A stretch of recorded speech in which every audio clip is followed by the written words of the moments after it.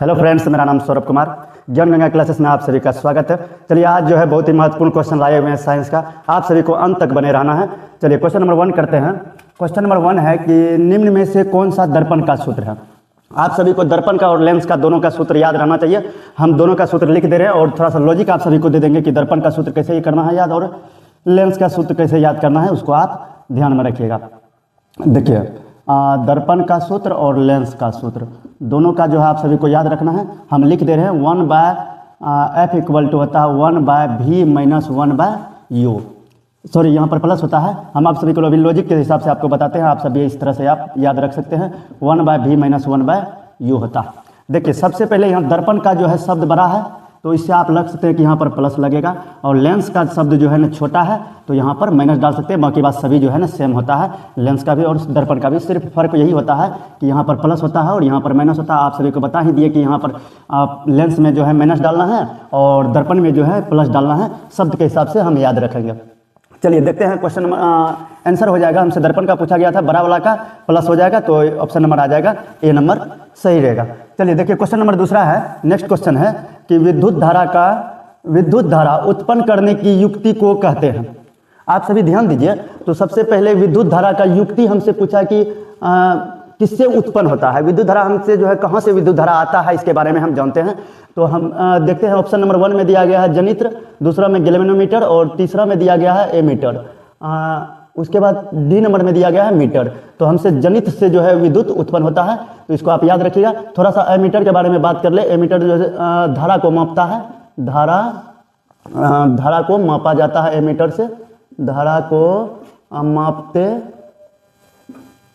मापते हैं, इसको आप याद रखिएगा। चलिए देख लीजिए क्वेश्चन नंबर 3 कह रहा है। तीसरा क्वेश्चन नंबर में गोबर गैस एक प्रकार की है। हमसे पूछा गया कि गोबर गैस जो है किस प्रकार का है गैस, तो इसके बारे में आप यहाँ पर देखिए। गोबर गैस 1 नंबर में दिया गया है प्राकृतिक गैस, दूसरा में दिया गया बायोगैस, तीसरा में दिया है लकड़ी और कोयला। तो बायोगैस ही जो है गोबर गैस कहलाता है। ऑप्शन नंबर बी नंबर हमारा आंसर आ जाएगा। और थोड़ा सा कोयला के बारे में पूछा जाता है। कोयला जो है कितने प्रकार के होते हैं। कोयला जो है हमारा 4 प्रकार का होता है, इसको आप याद रखिएगा। कोयला हम 4 प्रकार का कोयला होता है, हम बोल दे रहे हैं, आप जो है लिख लीजिएगा।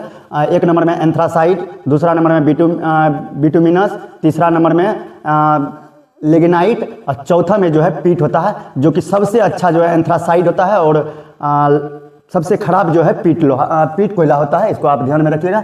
चलिए देख लीजिए क्वेश्चन नंबर 4 है कि बेकिंग सोडा का रासायनिक नाम क्या है। हमसे पूछा कि बेकिंग सोडा का रासायनिक नाम क्या है। हम सभी का पहले हम इसका सूत्र लिख देते हैं, इसका आणविक सूत्र लिखते हैं। देखिए यहाँ पर पूछा गया सोडियम कार्बोनेट। सोडियम कार्बोनेट का सूत्र हो जाता है Na2CO3। ये हमारा सोडियम कार्बोनेट का हुआ। सोडियम हाइड्रोजन कार्बोनेट का हो जाता है NaHCO3। ये हमारा सोडियम कार्बोनेट का होता है। और कैल्शियम कार्बोनेट का होता है CaOCO3। ये हमारा कैल्शियम कार्बोनेट का होता है। और कैल्शियम हाइड्रोजन कार्बोनेट का हो जाता है CaHCO3। ये कैल्शियम हाइड्रोजन कार्बोनेट का सूत्र होता है। हमसे पूछा गया है बेकिंग सोडा का सूत्र। बेकिंग सोडा का सूत्र हो जाता है NaHCO3। इसी का नाम है सोडियम हाइड्रोजन कार्बोनेट। ये हमारा बेकिंग सोडा हो गया। और धोवन सोडा के भी बारे में पूछा जाता है। धोवन सोडा के भी बारे में थोड़ा सा जान लेते हैं, इसका सूत्र याद रखिएगा। धोवन सोडा का सूत्र हो जाता है Na2CO3 10H2O। इसको आप याद रखिएगा। धोवन सोडा बहुत ही बार पूछा गया है, इसलिए हम आपको लिखा दिए। धोवन सोडा का सूत्र हो जाता है Na2CO3 10H2O। और जो है ज़्यादातर जिप्सम का पूछा जाता है। जिप्सम का भी थोड़ा ध्यान रखिएगा। जिप्सम का जो सूत्र हो जाता है CaCO3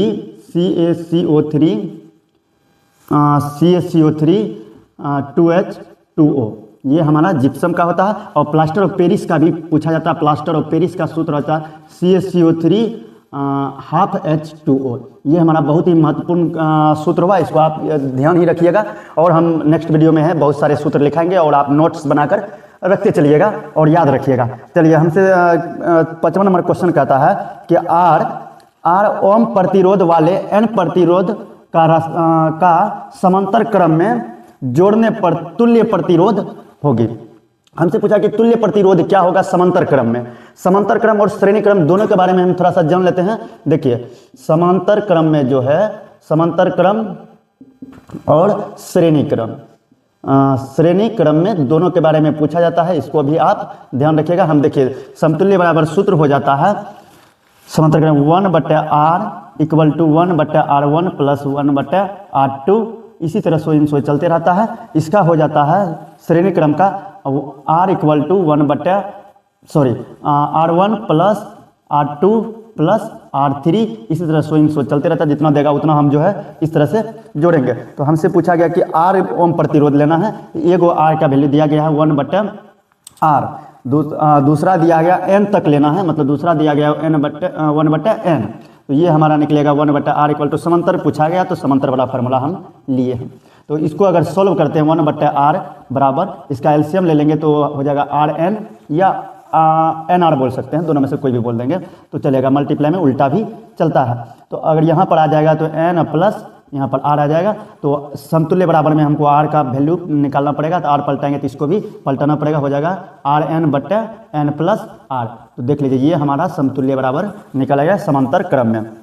तो हमसे पूछा गया था समांतर क्रम में, तो देखिए एक नंबर में है r/n, दूसरा में है n/r, तीसरा में है n इंटू r। तो देखिए इनमें से कोई नहीं, तो हमारा आंसर आया rn/rn प्लस r। तो देखिए ऑप्शन नंबर हमारा डी हो जाएगा, इनमें से कोई नहीं। चलिए आज के लिए इतना ही रहने देते हैं।